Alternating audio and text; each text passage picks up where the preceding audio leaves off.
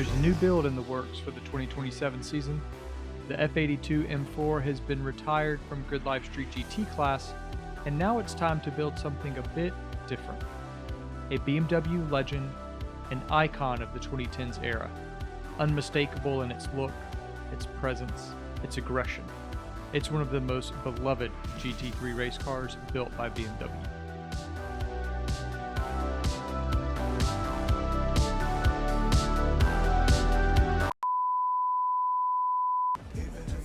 This is your car. My car? No faith. Oh, I have faith in you, but this isn't a junkyard, this is a garage. Hey, pop the hood. Pop the hood? Pop the hood. Okay, I know. This car doesn't look very iconic or legendary. I mean, after all, it's a champagne gold Z4 with coffee brown interior. This car looks more at home in the parking lot of a Florida retirement community than out on a racetrack. But if you stick with me, we'll be going from this very pedestrian street version to an all-out track version that looks something a bit more like this.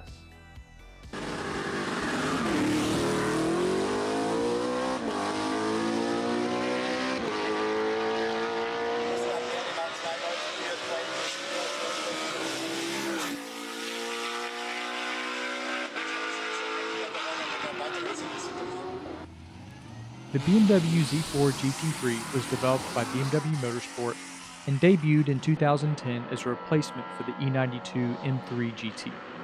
It was based on the E89 Z4 platform, the exact same car sitting in my garage. BMW started with a bare shell from the street car, modified it for racing, and created one of the best looking GT3 cars of all time. Under the hood, BMW dropped in a 4.4 liter V8. Denoted as the P65, it's a bored-out version of the E92 M3's S65 V8, and it produced around 480 to 500 horsepower, depending on the spec and balance of performance restrictions. But it's not just about power. The GT3 had a full carbon fiber body, massive aerodynamics package, and a racing chassis developed for endurance competition. It was a proper weapon on track. Short wheelbase, lightweight, nimble, but it did have its shortcomings in high-speed stability, especially coming from the prior M3 GT race car. The Z4 GT3 raced all over the world. It was a staple of European GT racing, including the Nürburgring 24 Hours, the Blancpain Endurance Series, as well as in the US and the American Le Mans Series, and later the Tudor United Sports Car Championship.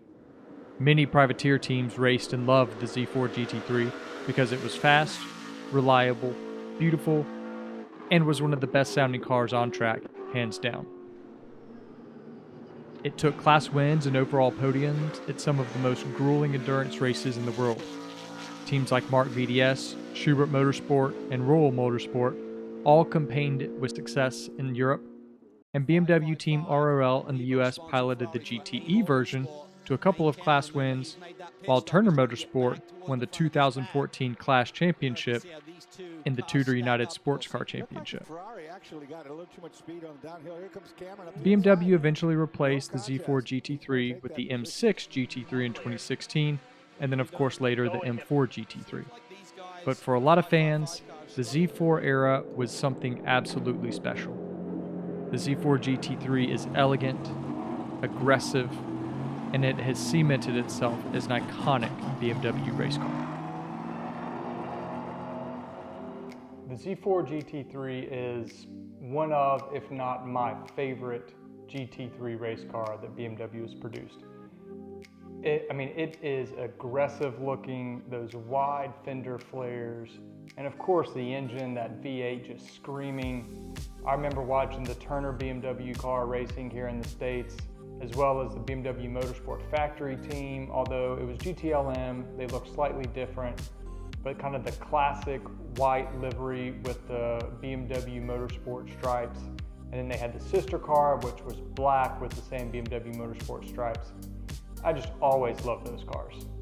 And my goal is basically to turn this car into something quite similar, but with maybe a little bit of a time attack twist. The plan is to run this car in Grid Life Street Modified as well as in Global Time Attack Street. We can do a lot in those classes, and I've got a lot to get done on this car in the next year. I really want to have this car ready to race at the beginning of 2027, basically in its version 1. Of course, there will be more things to do after we kind of get through that first year. But I've already got a Flossman GT3 kit in carbon on order. Should be here in a few weeks. That kit is going to widen the car substantially. I should be able to easily fit 18 or 19 by 11s. In street mod, we can run 285 size tires, and in street for Global Time Attack, it's 275 tires. So I think an 11-inch wide wheel on front and rear will be a good setup for those tires. There will be a little bit of a stretch, but I think that will be okay and will work really well with this car. Of course, we're going to definitely have to get some aero on the car. I really want to maximize the rule sets: front splitter, canards, rear wing, diffuser, maybe even some other stuff that is allowed under the rules, but I don't think a lot of people really take advantage of. But one of the first things that we're going to really need to get done is the roll cage. I ran my M4 with the Turn-In Concepts guys last year. We did really well. They do really great work, so I know that they'll be able to build the cage exactly as we need. There's definitely a big question of what are we going to actually put in this car. Currently, as it sits, it has an N54 twin turbo inline 6. Great engine, very tunable, can definitely put out some power. It is mated to a DCT transmission, which I really like. I had one of these. I had the N55 with the DCT in my 135i. Had obviously a somewhat upgraded version with the S55 and the DCT in my M4. So I really like the DCT, and the N54 is going to be a good engine for the first year. But ultimately, that is not really going to be enough, I think, for being competitive in street mod. I'm kind of looking at two options. One would be something more appropriate for a GT3 car, which would be maybe putting in something like an S65 into this car. The V8 would absolutely scream, sound incredible. My only concern is that I just don't know if it would really produce enough power to be competitive. You know, even with a supercharger, you can get close to around 600 horsepower. I really think we're gonna need 700 or more to be competitive in street mod. Which brings me to the second option of probably running maybe a more modern BMW twin turbo engine. Maybe even I'm thinking something like throwing an S58 in here, standalone engine management. With that engine, some basic bolt-ons, E85, we can easily be producing 700 horsepower or more all day long, and we're not really stressing the engine that much.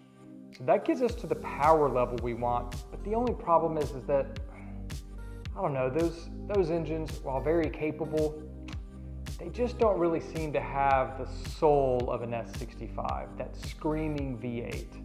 And I mean, that is half of why I love the GT3 Z4.